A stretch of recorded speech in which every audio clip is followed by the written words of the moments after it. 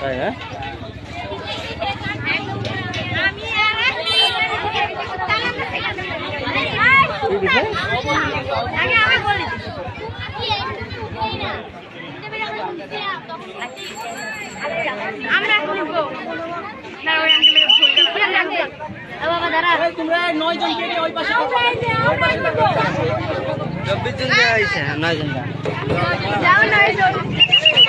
তোমাদের কেমন লাগলো এখানে উঠে?